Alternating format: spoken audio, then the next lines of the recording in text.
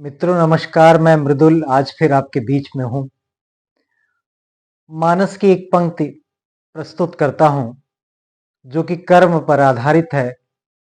कर्म फल की व्याख्या करते हुए, कर्म की व्याख्या करते हुए मानसकार गोस्वामी तुलसीदास जी ने कहा, कर्म प्रधान विश्व करि राखा, कर्म प्रधान विश्व करि राखा, जो जस करई सो तस फल चाखा। कर्म प्रधान विश्व करि राखा, जो जस करई सो तस फल चाखा। यानी कि सारा संसार, समस्त संसार कर्म की प्रधानता पर आधारित है और जो व्यक्ति जिस तरह के कर्म करता है उसी तरह से उसको परिणाम भी प्राप्त होते हैं। यानी कि कर्म हम अगर अच्छा करते हैं तो हमें परिणाम भी अच्छा मिलेगा और अगर हमसे बुरा कर्म होता है तो उसका परिणाम भी बुरा आएगा, ये निश्चित है। क्योंकि कर्म का फल कभी भी नष्ट नहीं होता, व्यक्ति को अपने कर्मों का फल भुगतना ही पड़ता है। कर्मों के बारे में विद्वानों का मत है कि कर्म को मुख्यतः 3 प्रकार से विभाजित किया गया है। एक होता है संचित कर्म, यानी कि वह कर्म जो जन्म जन्मांतर में व्यक्ति के द्वारा एकत्रित किया जाता है, संचित किया जाता है, वो संचित कर्म कहलाता है। दूसरा होता है प्रारब्ध कर्म, यानी कि जो प्रारब्ध हमें संचित कर्मों का एक हिस्सा होता है, जो कई जन्मों में, जन्म जन्मांतर में व्यक्ति अपने कर्म को इकट्ठा करता है, उसी का एक अंश मात्र प्रारब्ध कर्म के रूप में हमारे सामने आता है और उसी से हमें वर्तमान जन्म की प्राप्ति होती है।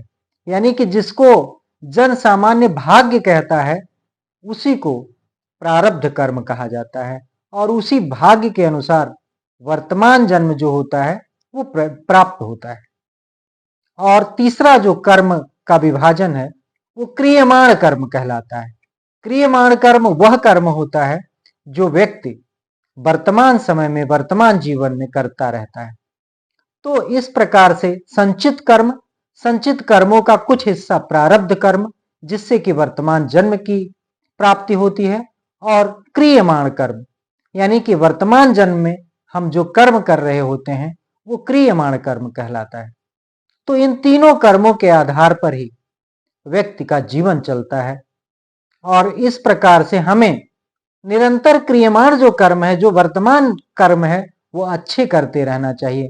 क्योंकि वर्तमान का किया गया कर्म कहीं ना कहीं हमारा भविष्य में संचित कर्म बनता है और संचित कर्मों से ही हमारा प्रारब्ध बनता है, प्रारब्ध से ही हमारा जन्म होता है और इस जन्म में उसी का फल भुगतना पड़ता है।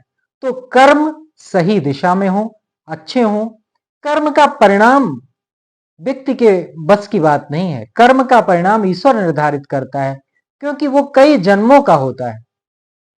तो कई जन्मों के लेखे के आधार पर, लेखा जोखा बना करके ईश्वर उसको निर्धारित करता है।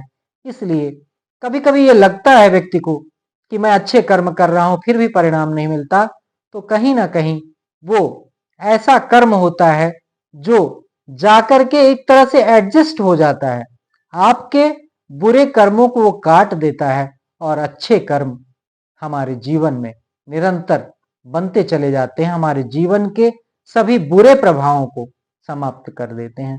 इसलिए यह युग कर्म का है, कल युग कहा गया है, तो इसमें कर्म की प्रधानता है। इसलिए कर्म करिए, सही दिशा में कर्म करिए, यही मानसकार की भी प्रेरणा थी।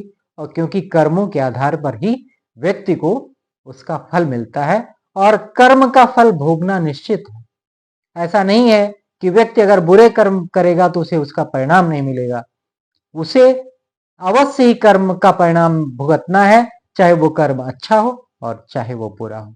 जय श्री राम।